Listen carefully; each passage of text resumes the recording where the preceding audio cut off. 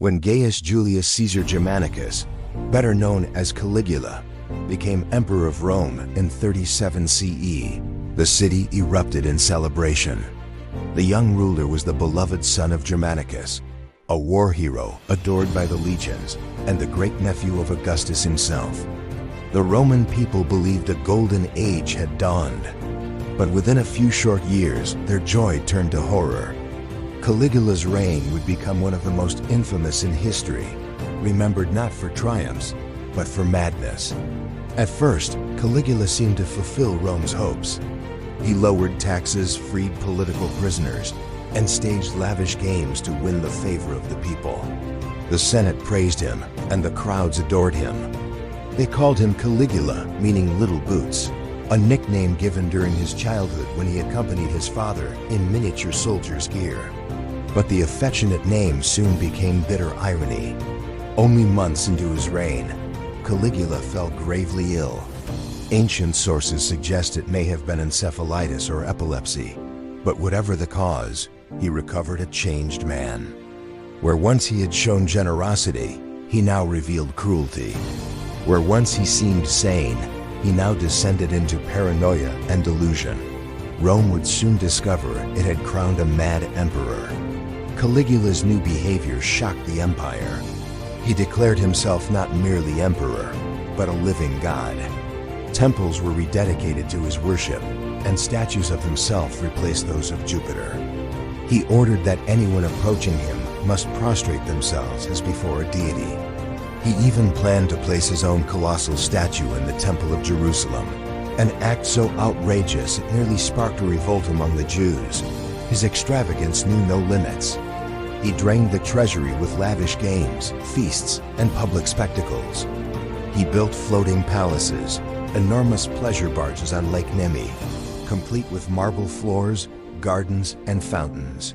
Roman citizens marveled, but behind the glittering luxury lay financial ruin. Taxes soared, and senators were forced to give him gifts to fund his whims. Caligula's cruelty was legendary. He delighted in humiliating the Senate, sometimes inviting senators to lavish banquets only to mock them, or forcing them to run beside his chariot like slaves. He executed rivals and confiscated their wealth on false charges. Even his family was not safe. He had his cousin executed and exiled his own sisters after accusing them of conspiracy. One of his most notorious acts was appointing his favorite horse, Incitatus, to the priesthood. Ancient historians claim he even planned to make the horse a consul. Whether this was a literal truth or a cruel joke, it symbolized his contempt for Rome's political institutions. To Caligula, the Senate was irrelevant. He alone was Rome. But the most chilling stories are of his violent whims. He is said to have ordered executions during dinner so he could watch while he ate. Prisoners were fed to wild beasts in the arena, not as criminals, but as entertainment. He mocked the gods themselves, bragging that he could do whatever he pleased. Perhaps most bizarrely, Caligula turned his military ambitions into farce. He declared war on the sea itself. At the shores of Gaul, he lined up his troops and ordered them to collect seashells as spoils of victory against Neptune, the god of the sea. The soldiers, bewildered but obedient, filled their helmets with shells while Caligula proclaimed triumph. It was a grotesque parody of Roman conquest.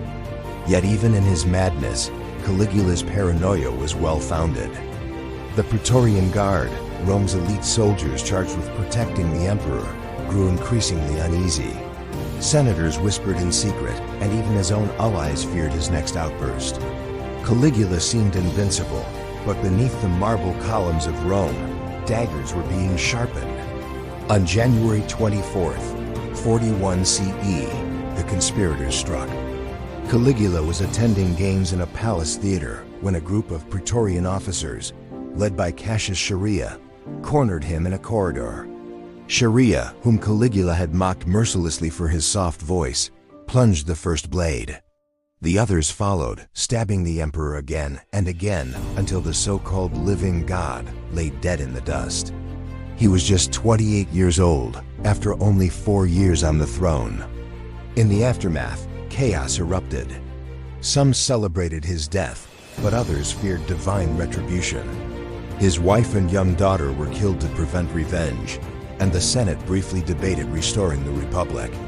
But the Praetorian Guard, seeking to preserve their own power, declared Caligula's uncle Claudius the next emperor.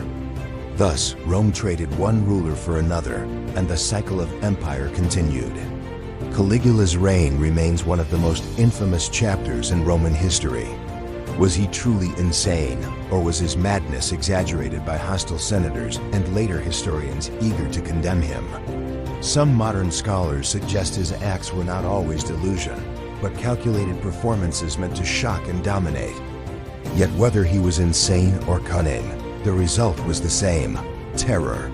His legacy is a warning of what happens when absolute power meets unchecked ambition. Caligula turned Rome's greatest strength, its emperor, into its greatest danger. He transformed the throne of Augustus into a stage for cruelty and chaos. And in doing so, he ensured his name would echo through the ages as Rome's mad emperor. So the next time you hear the name Caligula, remember not just the madness, but the tragedy.